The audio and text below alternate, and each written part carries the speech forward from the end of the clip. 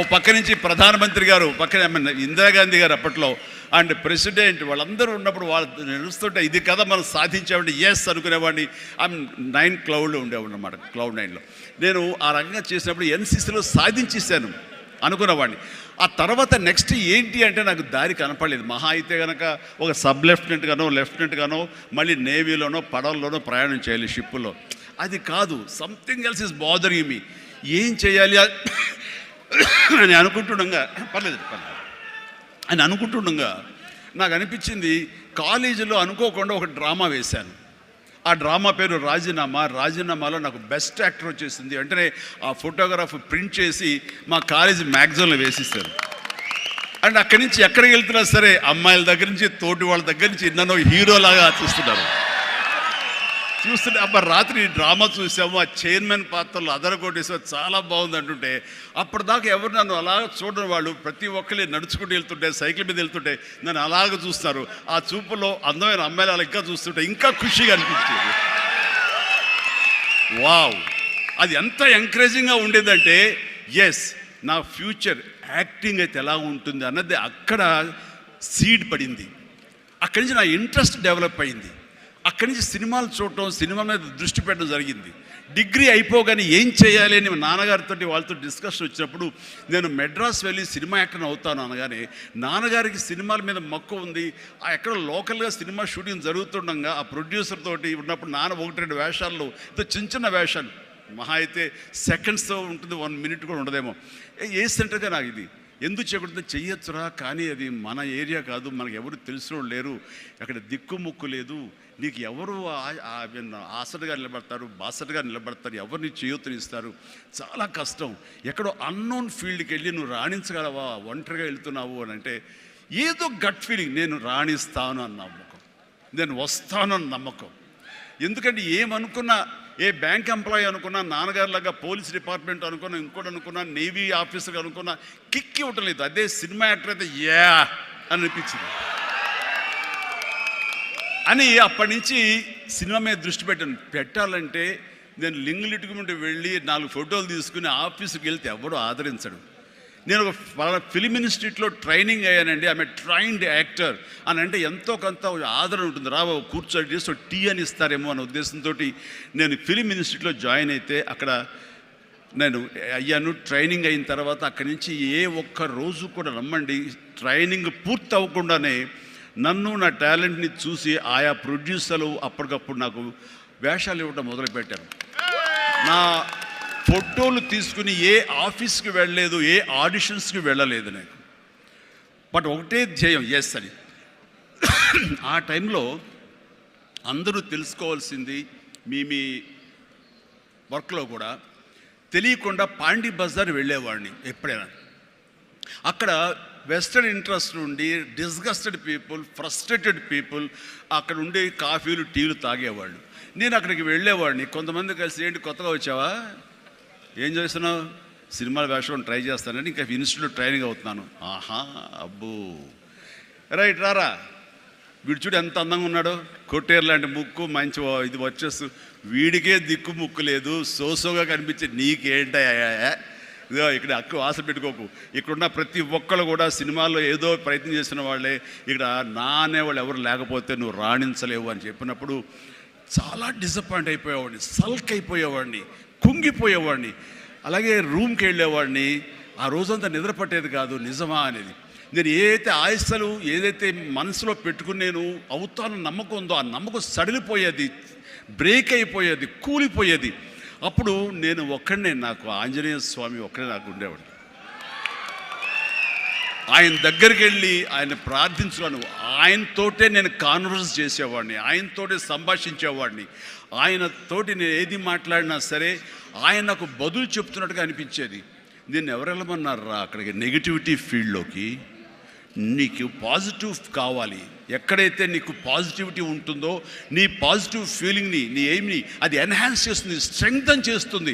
అక్కడికి వెళ్ళు, అది గట్టి పడేంత వరకు, నీకు అవకాశాలు వచ్చేంత వరకు, నువ్వు రాణించేంత వరకు నెగిటివిటీని అస్సలు దగ్గర తీసుకోకు, ఫ్రస్ట్రేటెడ్ పీపుల్స్ సమక్షంలో వెళ్ళకు, నీ మీద నమ్మకం పెట్టుకో అని ఆ భగవంతుడు నాకు చెప్పాడు.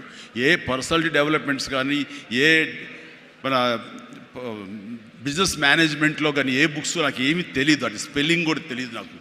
ఆయన చెప్పినటువంటి ఇంట్యూషన్ అది నా అంతరాత్మే నాకు ప్రబోధించిందా, లేకపోతే బయట నుంచి ఆ భగవంతుడే చెప్పాడా, అది నేను అది నిర్వచించను. కానీ ఇక మీద అటు వెళ్ళకూడదు అని అనుకున్నాను. ఎప్పుడు ఇంతవరకు మళ్ళీ ఆ నెగిటివిటీ వైపు వాళ్ళ ఫ్రస్ట్రేటెడ్ పీపుల్ ఎప్పుడు ఎంటర్టైన్ చేయలేదు నేను. ఆ నమ్మకమే నాకు నిజంగా నాలో బలమైంది. అంటే మీరు ఒక ఉదాహరణ చెప్తాను అందరికీ అర్థమయ్యేలాగా. మనం ఒక అద్భుతమైనటువంటి సౌధం, ఒక బిల్డింగ్ కట్టాలంటే స్లాబ్ వేస్తాం.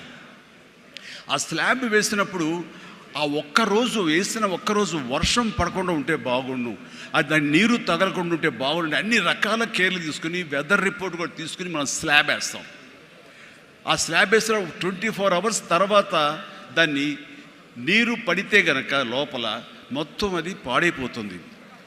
అలాంటి స్లాబ్ ఆ తర్వాత క్యూరింగ్ చేయడం కోసంగా అదే వాటర్ తోటి మనం క్యూర్ చేస్తాం మనం. అప్పుడు ఆ వాటర్ దాన్ని స్ట్రెంగ్తన్కి బలమేస్తుంది తప్ప అది కూలిపోవడానికో ఇదే పాడైపోవడానికో దోహదపడదు. అంటే మనం మానసికంగా గట్టిపడినప్పుడు ఏ నెగిటివిటీ అయినా సరే మనం ఏమీ చేయలేదు. అంటే ఇంకొక ఉదాహరణ చెప్పాల్సి వస్తే కనుక, ఒక పెరుగు తోడుకుంటున్నప్పుడు ఆ ప్రాసెస్లో ఒక చిన్న ఉప్పు బెళ్ళపడ్డా లేదు ఒక నిమ్మకాయ రసం అందులో పడ్డా సరే మొత్తం విరిగిపోతుంది.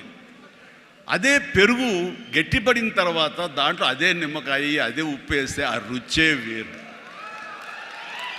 అందుకని మనం ఆ యొక్క ప్రాసెస్లో ఉన్నప్పుడు, అది సాధించాలనే మన పట్టుదలతో ఉన్నప్పుడు ఎలాంటి నెగిటివిటీ ఉండకూడదు. నీ మనసునే నమ్ముకోవాలి. నీ ఎయిమే నీకు మెయిన్. కళ్ళ గంతలు కట్టిన గుర్రంలాగా నీ ఎయిమ్ వైపు నువ్వు సాధించుకుంటూ దాన్ని ఏమైనా సరే నా వశం చేసుకోవాలన్న పట్టుదలతో వెళ్తూ ఉండాలి. వెళ్ళేవాడి కష్టాన్ని నమ్ముకోవాలి, పర్సివరెన్స్ నమ్ముకోవాలి, డెడికేషన్తో ఉండాలి. ఆ రకంగా నేను నిజం చెప్తున్నాను. నేను ఎప్పుడు ఎక్కడ ఏ చెడు అలవాట్లకు కానీ, ఎక్కడ ఏ వయసెస్ కానీ, వ్యసనాలు కానీ లోను కాకుండా ఆంజనేయ స్వామి అనేవాడు నా ధ్యేయం. నాకు సినిమాలో నెంబర్ 1 అవ్వాలన్నది ఒకటే ధ్యేయం.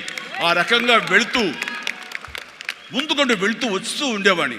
ఈ లోపల అవమానాలు జరగకపోలేదు, ఎన్నో డిసప్పాయింట్మెంట్ జరగకపోలేదు. అయితే అప్పట్లో నాది బాగా గట్టిపడినటువంటి కాంక్రీట్ స్లాబ్, బాగా గట్టిపడినట్టు పెరుగులాగా అయ్యాను. కాబట్టి ఇవేమీ నాకు లేవు. వీటిని నాకు అనుకూలంగా మలుచుకున్నాను.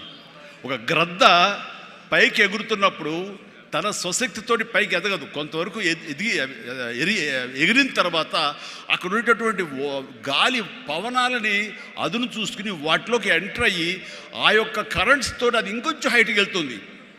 అందుకని నాకున్న పరిస్థితులు నాకు అనుకూలంగా మార్చుకుని నేను పైకి వెళ్తూనే వచ్చాను తప్ప ఎప్పుడు కిందకి పడలేదు. నేను ఈ రోజుకి పడలేదు.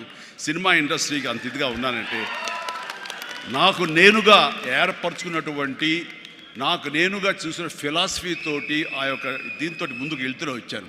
అంటే చాలాసార్లు చెప్పాలంటే ఎన్నో డిసప్పాయింటింగ్ జరిగింది నాకు. అంటే ఒక సినిమాలో నన్ను బుక్ చేసి మహానటుడు రామారావు గారితో అప్పట్లో ఒక సినిమా చేశాను, తిరుగులేని మనిషి అని. దేవి ప్రసాద్ గారు ప్రొడ్యూసర్. అందులో నేను, ఫటాఫట్ జయలక్ష్మి, ఆయన, రతి అగ్నిహోత్రి చేశారు రామారావు గారితో. ఆ సినిమాలు చాలా బాగా చేశాను. రామారావు గారి పక్కన మరొక హీరోగా నాకు అవకాశం వచ్చింది. అంతా ఎర్లీ స్టేజ్లోనే అనుకుంటాను. నాకు ఆ సినిమా ఫెయిల్ అయింది. ఆ తర్వాత మళ్ళీ అదే రామారావు గారితో మళ్ళీ సినిమా చేసే అవకాశం వచ్చింది ఒక దిగ్దర్శకులతోటి. అయితే నాకు డేట్లు ఇచ్చారు, నా మెజర్మెంట్స్ తీసుకున్నారు, నేను వెయిట్ చేస్తాను.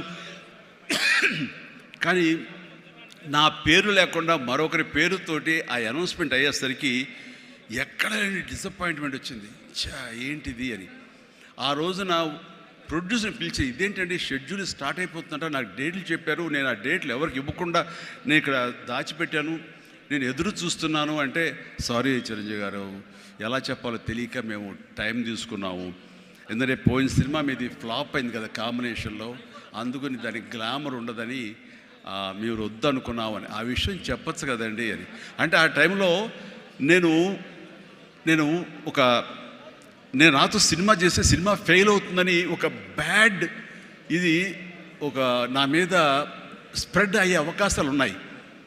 ఈరోజు సోషల్ మీడియా, ఆ రోజు ఇంత మీడియా లేదు కాబట్టి కానీ, లేదంటే ఎంత బ్యాడ్ అయ్యేదంటే నన్ను తిరిగి ఇతనితో ఎవరైనా చేస్తే సినిమా ఫెయిల్ అవుతాయి. ఇది ఒక ఐరన్ లెగ్ చేసరికి ఎక్కడో మళ్ళీ జంకాను.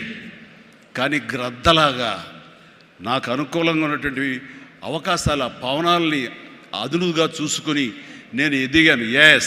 దాన్ని పాజిటివ్గా తీసుకున్నాను.